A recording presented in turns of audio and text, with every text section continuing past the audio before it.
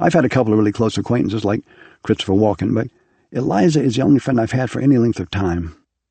I surely never had friends growing up, and I know why. I had a terrible stutter. I was ostracized by other kids, especially for the first 3 years I was in grammar school, which is kind of your foundation for how and when to make friends. At my first school, when I went to kindergarten and first grade, we all had to read out loud, so I was laughed at a lot whenever it was my turn to read. Even today, I get really broken up when I think about that 60-year-old memory of those kids laughing at me in class. I still get ripped apart. It had such a terrible effect on me. I know now that's part of what drove me to get out, to achieve something on my own, even to become an actor. I found out that when I memorized shit, I did not stutter. It was like finding a pot of gold. It was a gift, like getting kissed on the mouth by the most beautiful girl when you expected a handshake. I remember discovering I could conquer my stutter when I first memorized a monologue.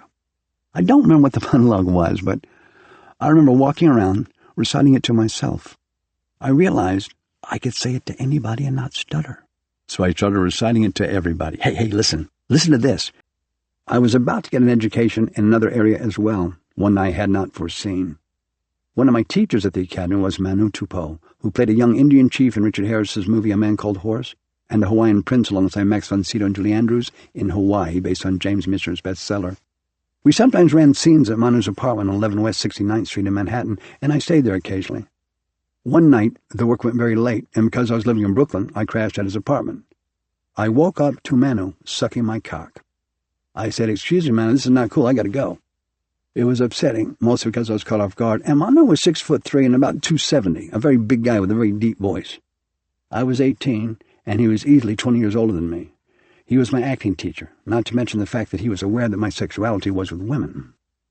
I got out of there as soon as I could without embarrassing him because I still valued him as a teacher. There was another time much later when Manu invited me over in the afternoon to run lines, and he said an old roommate of his and his former roommate's girlfriend were going to be coming over to his apartment. When they got there, I quickly realized that Manu must have had a relationship with this guy who was there to show off his new girlfriend. I think Manu wanted me there to show me off as his new boyfriend, which I clearly wasn't. I didn't put that all together at first, but then it dawned on me. But I played along because he was a very good teacher and basically a good guy. Call it my sentimental education.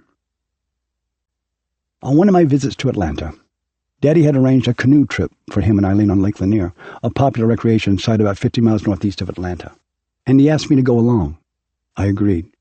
Before taking the canoe out, we visited Eileen's mother, and she reminded her daughter to wear her life preserver. Every year there are about 5 drownings on that lake, and Eileen did not know how to swim. "She doesn't really need one," I said. "She has me." I was a strong swimmer, and maybe that's why, at the last moment, Daddy stayed at the houseboat where we launched the canoe, and he sent me out alone with Eileen. Was he afraid of his own motives and wanted me to be there to save her if anything happened? Here's how my cousin Adam remembers it. "What happened on Lake Lanier? Well, a boat came by and swamped them, and she fell out of the canoe. The canoe capsized, and we both hit the water. Eileen flailed around while I tried to save her, but she drowned, like Shelley Winters in A Place in the Sun. Now, you might say that's a parallel between me and Monty Clift, except his trauma was fictional, and mine was all too real. The official death report was accidental drowning, but I have been haunted by it ever since. Was I meant to be the patsy for my dad, who made no bones about wanting to be rid of Eileen? I was not able to save her, and so reluctantly and without intent did I end up being the means by which my father got rid of his second wife. She had gotten into that canoe because she had trusted me. When I was in the water, I must have panicked because I couldn't rescue her. I was desperate to. If I could foil Walter's plot, it was one way to separate myself from my father forever. In that moment of confusion, I even considered killing my father. I didn't know what to do, and all this was happening just as I was about to become a movie star. The other issue in our relationship beyond the cats and the age difference was that I was increasingly into using cocaine, which Sandy hated. After we broke up, I heard she was in the hospital. She was dying.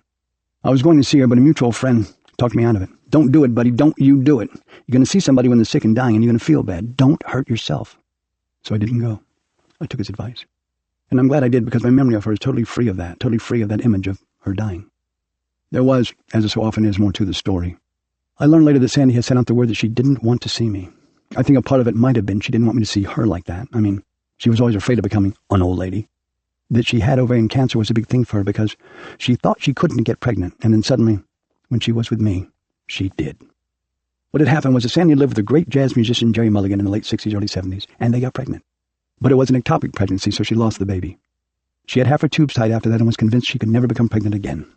She never used birth control and never became pregnant, and then with me, it happened. I found out later that she'd had an abortion in London. I guess the timing wasn't right for her, and I wasn't anyone's idea of an ideal husband. She died in March of 1992. She was just 54 years old. A terrible loss. We made our house on Grinnell Street a beautiful home. Once we had Emma, who was born at the Rhinebeck Birthing Center, we made Emma's room really gorgeous. In addition, Kelly was an absolute genius in preserving memories, keeping photo albums, framing movie posters, and actually creating gorgeous origami Christmas decorations. I only wish there had been more pleasant memories to preserve. Ours was a very significant relationship. We went through a lot. She saw me at my absolute worst, yet she stayed for a time, though I'm sure she questioned whether she should or not. We both wanted a child, and maybe I did more than she, but we both wanted to become parents. The pregnancy was very exciting. I fell madly in love with Emma the first minute I saw her. We even tried to bring on labor so it could happen exactly on the due date. It was a natural birth. I had sung Happy Birthday to a mother's pregnant belly every day of her pregnancy, so when Emma flushed out of her mother into my hands, screaming, I of course sang Happy Birthday to you. She stopped screaming instantly and tried to find me with her yet-to-be-focused baby eyes. I kept trying to show off that I knew how to take care of kids, because I was so much older than my sisters, but I didn't really know what I was doing. Also, I was binging on drugs during the pregnancy and right after the birth, so not the kind of behavior that'll make you Father of the Year. Nonetheless, I love my little daughter with the strength of Hercules, despite my own weaknesses. However, I couldn't handle the realities of an infant coming into my life, and I couldn't handle being a parent. I'm still not a father figure. Emma, on the other hand, certainly knows what that role is, now grown up and a mom herself. She's that person to her first child, Rhodes. As close as I am to Eliza's daughter, Prairie, and her wife, April's kids, my bonus grandchildren, I certainly know how to engage and play and read Maurice Sendak, but no one, in their right mind, is going to bring me on for full-time childcare. Speaking of reading, I'd like to think Emma inherited her mad love of books from me. Many of the books that Eliza and I have read or listened to came as recommendations from Emma. She even designed her own bookshelves. Emma gave permission for us to interact a little bit with her on her Instagram page. It's always good to ask because we're engaging in a very public way. This is often what private life has come to in this upside-down, misruled world so dominated by social media. In preparing to play Paul Snider, I struggled to find a way to make this character multidimensional. In one scene, as the disaster unfolds, I look into the mirror and I say about Dorothy, she broke my heart. It's one of the few places where we can feel sympathy for the poor bastard. I also felt there had to be some reason why Dorothy, this lovely innocent from Western Canada, fell in love with him. So I met with his brother, who was in LA at the time, and through him I got a better idea what drove Snider. We spent only an afternoon together, but I formed a mental image of Paul Snider as overdressed, overbrushed, overcologned, over-ready for everything, though he didn't make a bad first impression. Apparently, Paul's brother didn't really like the idea of me playing his brother, or even the idea of the picture being made at all. I've been told he began stalking me. Another person who was not pleased about Star 80 being made was Peter Bogdanovich. Prior to the shoot, Fosse and I were both staying at the Comstock Hotel, then called The Coms, near Westwood. One morning, I hear banging on my door. Of course, it was Fosse. I let him in and said, have a seat, and then I dashed in the bathroom to finish dressing, when the phone suddenly rang. I called out to Fosse, answer my phone! I'm not going to answer your effing phone! So I come out of the bathroom, answer the phone, and it's Peter Bogdanovich. So, you're making this movie for Mr. Fosse, he says. I said yes. Well, if you don't make it, I will consider putting you in my version of the same story. I told him I will think about it. We never spoke again. But I did get an important clue to the character. Dorothy must have been dazzled by Snider at first, his fancy appearance and his promises of fame and wealth, until later she met someone like Peter Bogdanovich. Someone with a first-class mind and real accomplishments, with more sophisticated taste. Dorothy was smart enough to know the difference, and when that happened, Paul Snider was doomed. To further prepare for the part, Fosse was my Virgil through the dark life of L.A. strip clubs. He thought I should know this world to better understand who Paul Snider was. Fosse was smart about the psychology of the sex worker. I remember him saying that they often have the same problems in life that molested children have.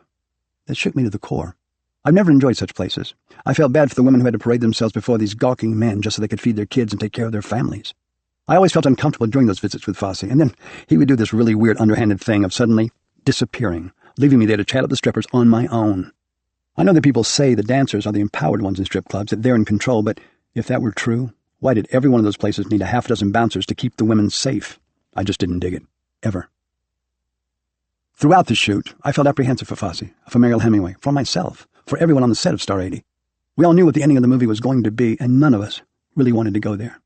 We were all hoping Snider would put down the rifle and let Dorothy go home.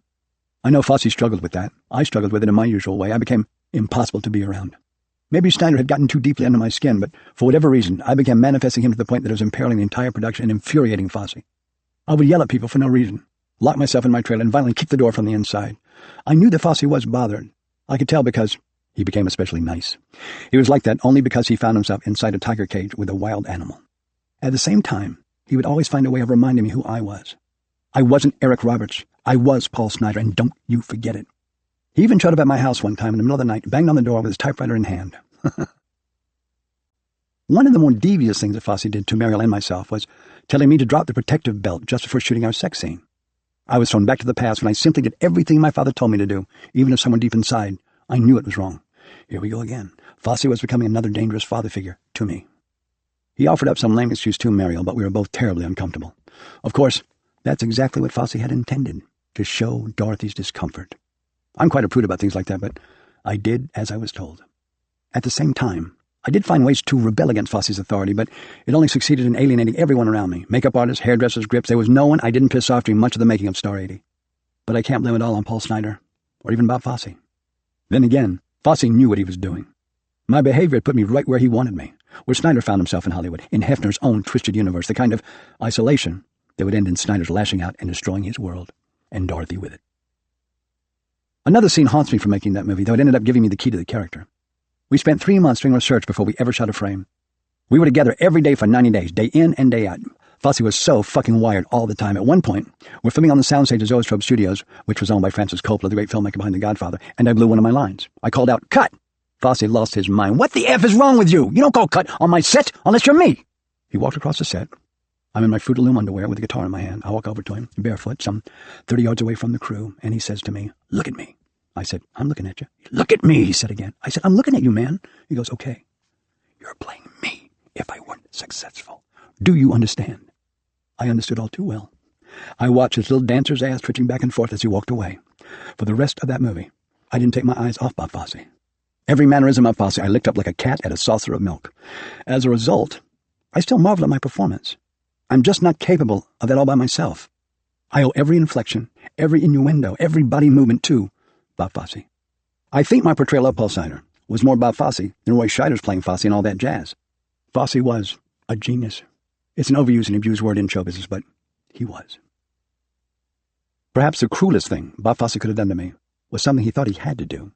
He asked me to spend the night with him at 10881 Clarkston Road, in the apartment where Paul Snyder murdered Dorothy Stratton. "Can you do it?" he asked me. "Yeah, I can do it." It was Walter Roberts all over again. I couldn't refuse this man I admired, feared, and loved. We stayed up most of the night and talked about the ending of the movie, the ending of those two lives. Fosse had filled the apartment with furniture to make it look as close to the way things had been on that terrible August night in 1980. Fosse, incredibly enough, fell asleep. But I was restless, and the noise from the freeway kept me awake most of the night.